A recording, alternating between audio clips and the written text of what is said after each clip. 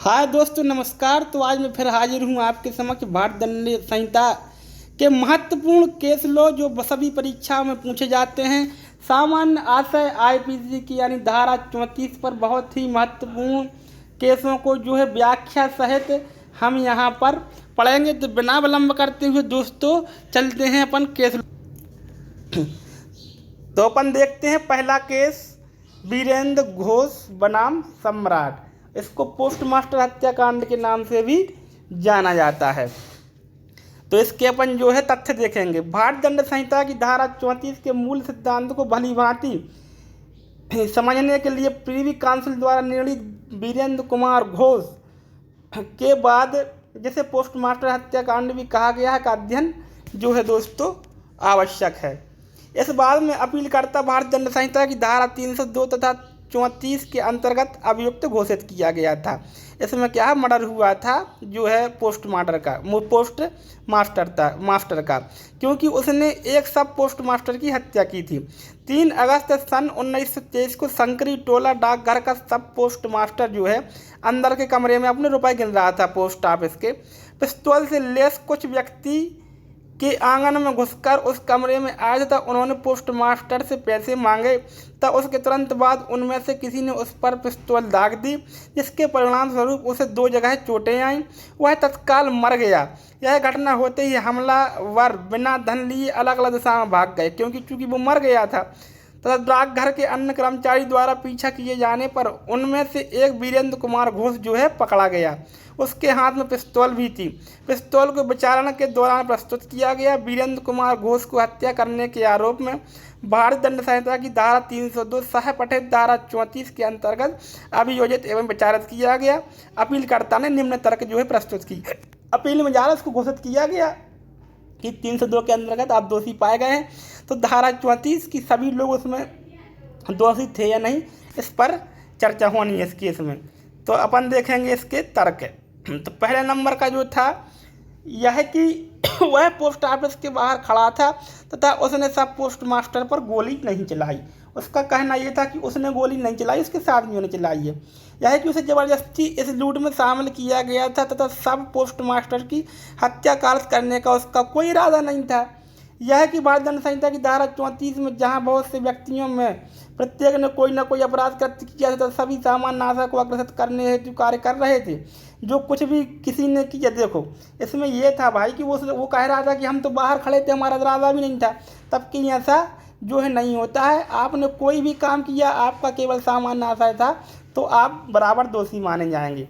Privi council Calcutta उच्च न्यायालय के विचारों से सहमत थी और उसने अपील खारिज कर दी।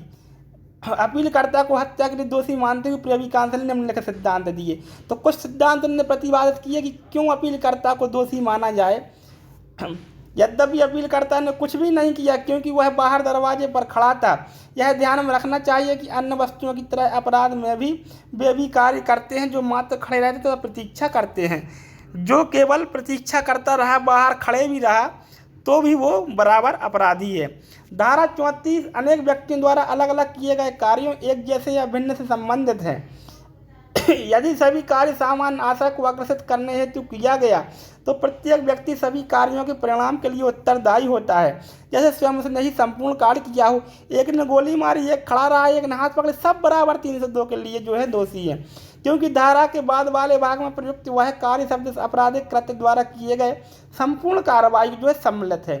नंबर 3 का तर्क था, आपराधिक कृत्य का अर्थ है आपराधिक आचरण की एकता, जिसकी परिणति किसी चीज में होती है जिसके लिए वह व्यक्ति दंडनीय होगा जैसे उसने ही कार्य किया हो।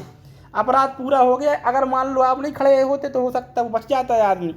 अपीलकर्ता के तीसरे तर्क के जवाब में यह कहा गया कि वह अपराधी के व्यक्तिगत कार्य पर ध्यान केंद्रित रखता है, अतः इस रूप में विरचित धारा 334 में कोई तत्व नहीं है और यह अनुपयोगी, इसका कोई मतलब नहीं है।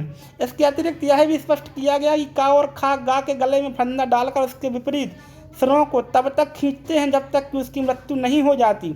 ऐसी अवस्था को स्पष्ट करने के लिए धारा 34 में संयुक्त दायित्व के सिद्धांत को सम्मिलित किया गया है। यदि प्रत्येक को मात्र उसके कार्य के लिए दोषी ठहराया जाए कि वो मृत्यु के लिए दोषी नहीं है, उस स्थिति में उन्हें अधिक से अधिक हत्या के प्रयास के लिए दोषी माना जा सकता है, परंतु हत्या के लिए नहीं, क्योंकि एक कि गैर मौजूदगी में दूसरा सफल नहीं होता। दोस्तों इनका कहना था जो लॉर्ड समनर साहब का कि भले ही आप बाहर खड़े रहे तो भी आप दोषी हैं, क्योंकि अगर मान लो आप उसको सह नहीं देते तो उसका जो है मर्डर नहीं होता। इस तरीके से भले कोई खड़ा रहता है तो वीरेंद्र घोष में जो है उसे दोषी माना गया था। अगला केस है महबूब शाह बनाम एम्परर। ये भी बहुत ही महत्वपूर्ण केस है और लगभग सभी परीक्षाओं में पूछा जाता है। इस वाद को सिंधु नदी वाद कहा जाता है। तो दोस्तों सीधा प्रश्न आ जाता है, सिंधु नदी वाद किसको कहा जाता है? तो महबूब शाह बनाम एम्परर राज्य को। पोस्टमास्टर हत्याकांड, वीरेंद्र घोष बनाम सम्राट। यह बाद में प्रीवी काउंसिल, पहले प्रीवी काउंसिल हुआ करती थी दोस्तों सुप्रीम कोर्ट की जगह पर, तब के मामले हैं। धारा 34 के अंतर्गत सामान्य आशय की समीक्षा करते हुए निश्चय किया कि अपीलार्थी धारा 34 के साथ पठित धारा 300 के अधीन हत्या का दोषी नहीं था। इसमें यह माना गया कि हत्या का दोषी नहीं था क्योंकि उसके कार्य के सामान्य आशय का अभाव था। सामान्य धारा 34 उसमें कवर नहीं होती थी। अब हम इसके तथ्यों को समझ लेंगे तो हमें बहुत सी सारी चीज़ें जो है क्लियर हो जाएंगी। क्योंकि उसके कार्य में सामान्य आशय का अभाव, इस बात के तथ्य इस प्रकार थे। 25 जून 1943 को सूर्योदय के समय अल्लाह दाद जो कि मारा गया था, कुछ अन्य व्यक्तियों के साथ नाव में अपने गांव से सिंधु नदी के उस पार उगे नरकटों रीड्स को काटने के लिए रवाना हुआ। जल प्रवाह की धारा के साथ साथ लगभग 1 मील की दूरी तय करने के बाद उन्होंने बली शाह के पिता मोहम्मद शाह को नदी के किनारे स्नान करते देखा। ठीक है, इसको स्नान करते देखा मोहम्मद शाह को।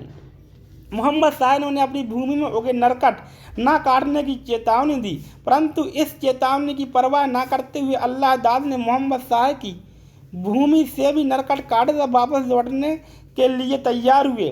जब वे चढ़ाव की रस्सी खींचकर नाव बढ़ा रहे थे, उस समय मोहम्मद शाह के भतीजे गुलाम कासिम ने, जो नदी के किनारे खड़ा था, अपने चाचा की भूमि से कटे हुए नरकट लौटाने के लिए अल्लाह दाद से कहा। अल्लाह दाद ने इससे इनकार कर दिया, पर गुलाम कासिम ने रस्सी पकड़ ली और उसे झपट लेने का प्रयास किया। तत्पश्चात उसने अल्लाह दाद को धक्का देकर एक छोटे डंडे से उस पर प्रहार किया, किंतु प्रहार रस्सी पर लगा और अल्लाह दाद बच गया। अल्लाह दाद ने नाव में पड़े एक 10 फुट लंबे तथा 6 इंच चौड़े लग्गे को उठाकर उससे गुलाम कासिम शाह पर प्रहार किया। इस पर गुलाम कासिम मदद के लिए चिल्लाए, जिसे सुनकर बली शाह और महबूब शाह घटनास्थल पर आ गए। इन दोनों के हाथों में बंदूक थी। जब अल्लाह दाद और उसके साथी हमीदुल्लाह ने भागने की कोशिश की तो बली शाह और महबूब शाह उनके सामने आ गए। तब बली शाह ने अल्लाह दाद पर गोली चला दी, जिससे उसकी मृत्यु हो गई। इसी समय महबूब शाह ने हमीदुल्लाह पर गोली चलाई, जिससे उसे गंभीर क्षति पहुंची। बली शाह फरार हो जाने के कारण पकड़ा न जा सका, जबकि महबूब शाह तब गुलाम कासिम के विरुद्ध धारा 302 सह पठित धारा 34 के अंतर्गत अल्लाह दाद की हत्या के लिए अभियोजन चलाया गया।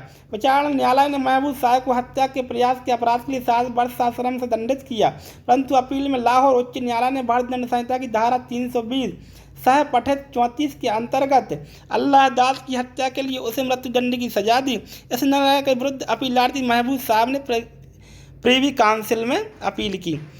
चूँकि विचारणा न्यायालय ने ट्रायल कोर्ट ने छोड़ दिया था उसको और हाई कोर्ट ने सजा दी थी, अब प्रीवी काउंसिल इस पर क्या निर्णय देती है हमें ये देखना है।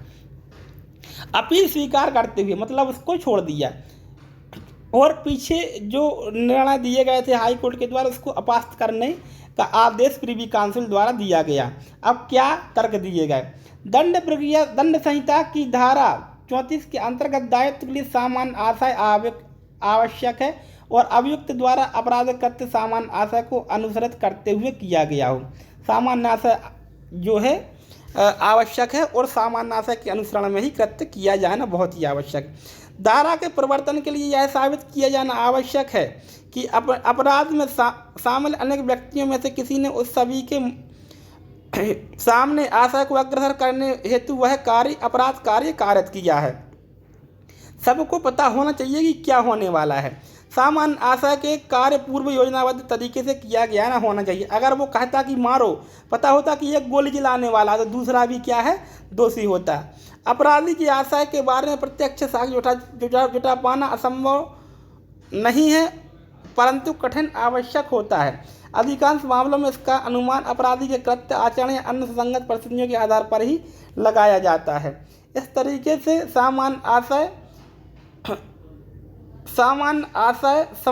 और सामान्य आशय में अंतर जो है किया जाना चाहिए। इस तरीके से ये जो महबूब साहब वाला केस था इसमें दोषी नहीं पाया गया और धारा जो है 34 कवर नहीं हुई। तो ये हमें मेन चीज़ ध्यान रखना है। अगला है पांडुरंग बनाम हैदराबाद राज्य। धारा 34 के संदर्भ में एक ही आशय तथा सामान्य आशय में विभेद को पांडुरंग बनाम हैदराबाद राज्य के मामले द्वारा उचित रूप से समझाया जाता है। अगर क्वेश्चन आता है कि एक ही आशय और सामान्य आशय में अंतर किस केस में बताया गया और उसमें पांडुरंग बनाम हैदराबाद राज्य का आसन, तो यही दोस्तों सही है। उच्चतम न्यायालय ने अभी निर्धारित किया कि विभिन्न व्यक्तियों का उद्देश्य एक ही हो सकता है, लेकिन आवश्यक नहीं कि वह सामान्य आशय हो जब तक कि वे पूर्व योजनाबद्ध तरीके से उस कार्य को नहीं करते। सामान्य आशय के लिए पूर्व योजना और मस्तिष्कों का मिलन जो है आवश्यक होता है। आशय के सामान्य होने के लिए यह सिद्ध किया जाना चाहिए कि उसमें सभी सदस्य भागीदार थे। समय की दृष्टि से सामान्य आशय हमेशा अपराध घटना के पूर्व अस्तित्ववान होता है। सबका एक आशय होना चाहिए कि फलाने को मारना है और भले उसमें से फिर कोई मार दे तो ये माना जाएगा कि उसी ने मारा है। इसके बाद आता है बहुत ही महत्वपूर्ण केस, मोहन सिंह बनाम मध्य प्रदेश राज्य, AIR 1999, सुप्रीम कोर्ट 833। इस बात में सामान्य आशय होने से हत्या कार्य किए जाने का मामला है। धारा 34 इसमें और हत्या का मामला है। अभियुक्त पर यह आरोप था कि उसने मृत्यु कार्य किए जाने हेतु मुख्य अभियुक्त को शब्द मार साले को कहकर उसे उद्यापित किया। इसमें इनका कहना यह था कि इनका मार साले को दूसरे ने मारा। अभियुक्त द्वारा ना तो अग्नि शस्त्र फायर आर्म का प्रयोग किया गया था और ना ही उसके द्वारा कोई सक्रिय भूमिका में ही भाग लिया गया था। उच्च न्यायालय ने यह अभी निर्धारित किया कि अभियुक्त द्वारा प्रयुक्त किए गए शब्द मार साले को का आशय मार डालना अथवा पीटना दोनों हो सकते हैं। अभियुक्त द्वारा इस प्रकार से अभियुक्त को उद्यापित किया जाना इस निष्कर्ष की ओर नहीं ले जाता कि वह मृतक को मार डालने के आशय से किया गया था। अतः इन परिस्थितियों में अभियुक्त को उच्चतम न्यायालय द्वारा संदेह का लाभ देते हुए भारतीय दंड संहिता की धारा 302 सह धारा 34 के अधीन उसकी दोष सिद्धि तथा दंडादेश को अपास्त किया। उसने कहा मार साले को, अब डंडा मारे, तमाचा मार की जान से मार, और आपने उसको जान से मार दिया। जिसने जान से मारा वो तो दोषी माना गया, लेकिन जिसने कहा कि मार साले को, उसको संदेह का लाभ मिला, क्योंकि बेनिफिट ऑफ डाउट हमेशा किसको मिलता है? अभियुक्त को जो है मिलता है, क्योंकि संदेह से परे मामला साबित करना जो है अभियोजन का काम होता है। अगला श्री कांतिया बनाम बम्बई राज्य। इस बाद में यह प्रक्षेपित किया गया कि धारा 34 के प्रवर्तन के लिए आवश्यक है कि अभियुक्त घटना स्थल पर शरीर मौजूद रहा हो। जो अभियुक्त है धारा 34 में कवर होने के लिए वो कहाँ हो? घटना स्थल पर हो, अन्यथा की स्थिति में वो दुष्प्रेरण के लिए दोषी हो, किसी भी चीज़ के लिए दोषी होगा, लेकिन वो घटना में पर्याप्त धारा के लिए दोषी नहीं होगा। 302 या अन्य धारा के लिए दोषी नहीं होगा जो अभियुक्त पर लगी है। अभियुक्त घटना स्थल पर शासन मौजूद रहा हो तथा अपराध कार्य करने में उसने हिस्सा लिया हो। यद्यपि यह आवश्यक नहीं है कि उसी कमरे में उपस्थित रहे, भले होता ही एक जगह न हो, लेकिन अपराध कार्य में उसकी जो है कुछ ना कुछ भूमिका हो जिससे अपराध घटित हुआ हो। परंतु यह आवश्यक है कि वह इतना नज़दीक हो, जैसे घर के दरवाजे पर खड़ा होकर रखवाली। जैसे हमने कहा कि आप अंदर देख पर तो हम बाहर खड़े, आप मर्डर कर तो हम देखें पुलिस तो नहीं आ रही, कोई आदमी तो नहीं आ रही, तब बराबर का दोषी है। सड़क पर खड़ा होकर चौकसी करना ताकि आने वाले खतरे की सूचना अपने साथियों को दे सके, वह शारीरिक रूप से उपस्थित रहा हो। वास्तविक अपराध घटित होते समय तो शरीर उपस्थित होना आवश्यक, भले ही थोड़े दूर हो।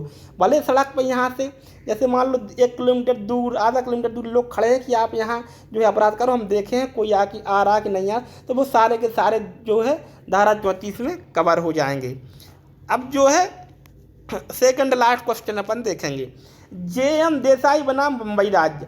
इस बाद में श्री कांतिया बनाम राज्य के बाद में प्रतिवादित सिद्धांत को थोड़ा सा संशोधित किया गया, जो पहले वाला था कि शरीर उपस्थित होना चाहिए। न्यायालय ने निर्णित किया कि धारा 34 को लागू करने के लिए, दोस्तों अगर क्वेश्चन बनता है कि कांतिया वाले केस को किस केस में संशोधित किया गया, तो JM देसाई बना बम्बई राज्य में। लागू करने के लिए अनेक व्यक्तियों की कृत्य के संपादन में साझेदारी आवश्यक है। मात्र इसकी योजना करना ही आवश्यक नहीं है, परंतु यह सहभागीदारी हमेशा शारीरिक उपस्थिति द्वारा आवश्यक नहीं है। शारीरिक हिंसा के मामलों में शारीरिक उपस्थिति संयुक्त दायित्व के सिद्धांत को लागू करने के लिए आवश्यक होती, परंतु अन्य मामलों में शारीरिक उपस्थिति आवश्यक नहीं है, क्योंकि उन्हें अलग अलग स्थान तथा अलग अलग समय में किया जाता है। इनका कहना यह था कि अगर मान लो कोई मारपीट का मामला है जिसमें शारीरिक उपस्थित होना आवश्यक है, तब तो धारा 34 के लिए शारीरिक उपस्थित होना आवश्यक है। परंतु मान लो कोई ऐसा काम है, जैसे मान लो कोई सॉफ्टवेयर सेल का काम होना है, मैं बम्बई में बैठा हूँ, आप यहाँ बैठे और वहाँ संचालित कर रहा हूँ, तब वो धारा 34 में कवर हो जाएगा। आतंकवादी गतिविधियों को कोई लाहौर में बैठ के या बम्बई में बैठ के और यहाँ कलकत्ते में जो है प्रतिपादित करा रहा है, तो सब कम उसमें कवर हो जाएंगे।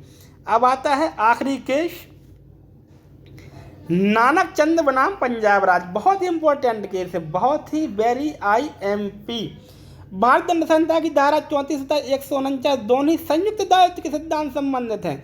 इस बात में उच्चतम न्यायालय ने सामान्य आशय 34 तथा सामान्य उद्देश्य 124 अंतर, जिसमें तो सामान्य आशय और सामान्य उद्देश्य में अंतर बताया गया है धारा 34 से 149 में, नानक चंद बनाम पंजाब राज्य में। तो दोस्तों इसको याद कर लेना। इस तरीके से यह एपिसोड समाप्त होता है। अगले एपिसोड में हम फिर हाजिर होंगे आपके समक्ष। तो दोस्तों चैनल को सब्सक्राइब कर लें ताकि हम इसी तरीके से और आगे पढ़ते रहें। धन्यवाद।